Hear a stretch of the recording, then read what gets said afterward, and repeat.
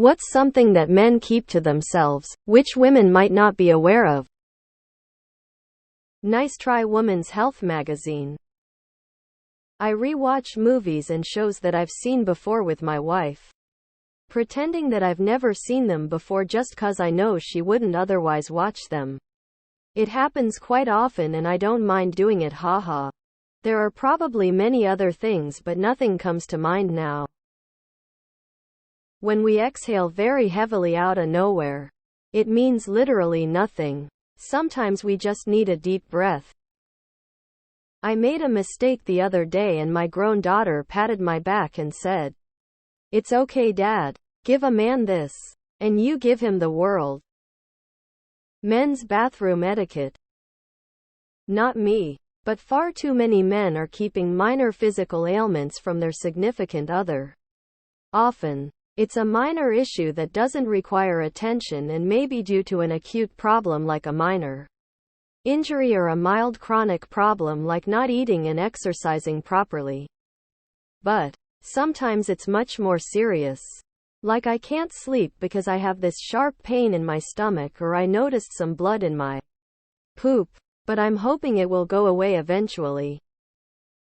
Most men lack physical touch and affection when they need it.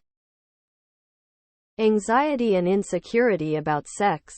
I don't have problems very often, but when I do, it's because I'm stressing about my performance, her pleasure, what she's thinking, etc. And I'm afraid to tell her about these things for the same reasons. What will she think? Chasing women is incredibly exhausting. We just wish you tell us you like us, even a little bit. Guys don't really talk about sex. Women think we talk about all the details of women with our guy friends. But that's not been my experience. That deep down, we all want to own a longsword. Most men in the old days had only a few friends they can count on.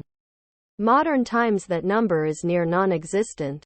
Having a reliable dude bro is priceless and most men won't admit they care about this dude. If I've been sitting for a while and I stand up and stretch, it's partially because my muscles are stiff, but also likely because I'm trying to get my junk unstuck from my leg. I appreciate my alone time more than you think. It came out when I had a nervous breakdown this spring that I'd been saw as a toddler 50 years ago. My wife is my rock, and my therapist is phenomenal. Working through it all, I've cried more in 6 months than I did in my entire 59 years. And it's making me a better father and husband. Maturity is a big factor. Many girls shoot for the archetype because a crying man is weak. My path is clearer than it has ever been. And I'm happier than ever. How much we just want to drink bourbon and watch YouTube alone. I really do think about nothing when I am staring off. I am not looking at or thinking about anything. My ancient tome, only my eyes shall gaze upon its wonders. The secrets of Numenor. When I've had a bad day at work and my wife asks me how my day was, I say it was fine and tell her about some mundane shit like payroll or ordering stock. The truth is that some serious shit went down that has me worried or hurt my feelings, but I don't want her to worry. So, I pretend everything is great to keep any stress from her. I had to fire someone last week that I was incredibly fond of and it is tearing me to pieces. Haven't slept well or had much of an appetite over it. No one in my family knows. Just don't want to burden them. It's lonely and frustrating, and not being able to open up is 100 my doing. My GF was hospitalized for depression and suicidal thoughts. I got laid off as of Monday. I have no car. I'd saved a few thousand, but my GF hasn't been working and I've got no savings. I can only get a job within 5 miles of my house because of no car. I was thinking of ways to kill myself, but I'm going to lay that on her. She'll at best say it'll be okay. But truth is I don't know that. So why spread that misery between us? I just have to keep trying. Plus I just handle problems better. She wigs out where I keep cool. Crying.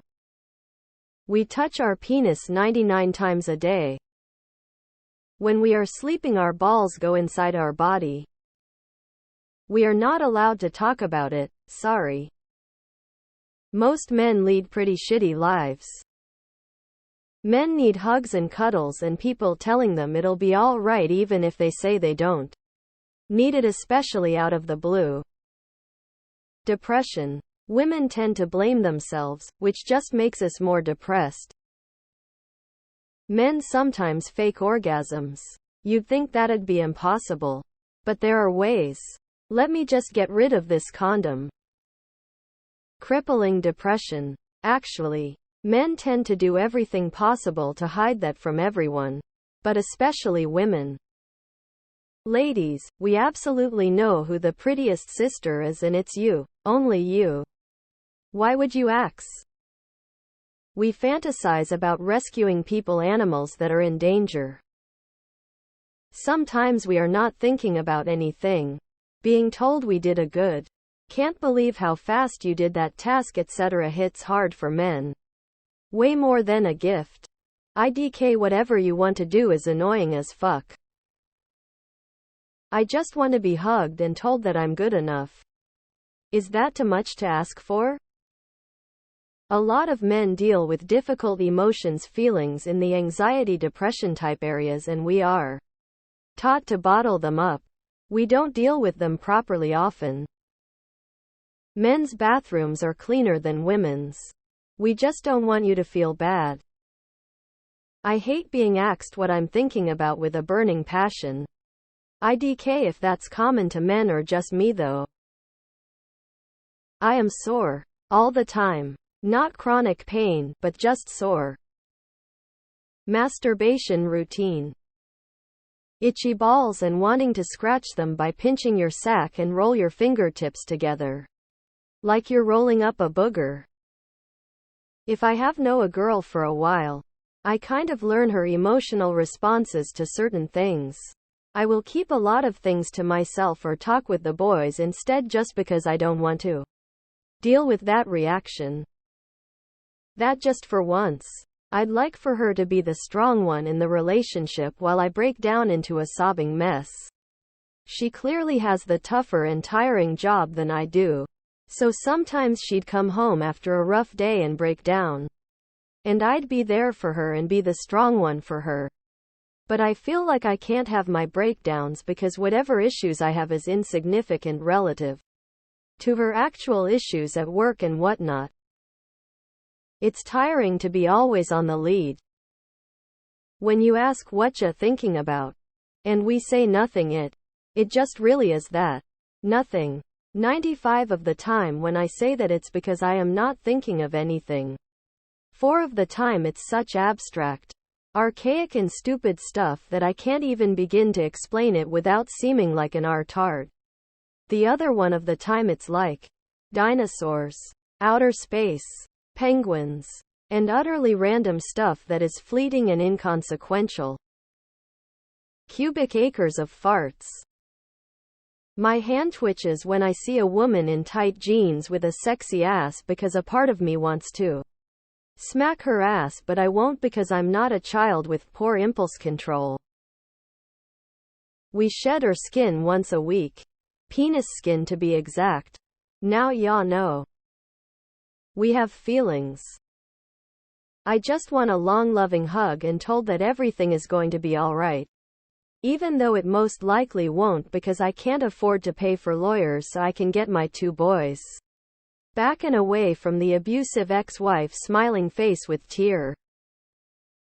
For all the guys answering that we are not allowed to be emotional because we have to be strong, I'll let you in on a little secret that can go hand in hand.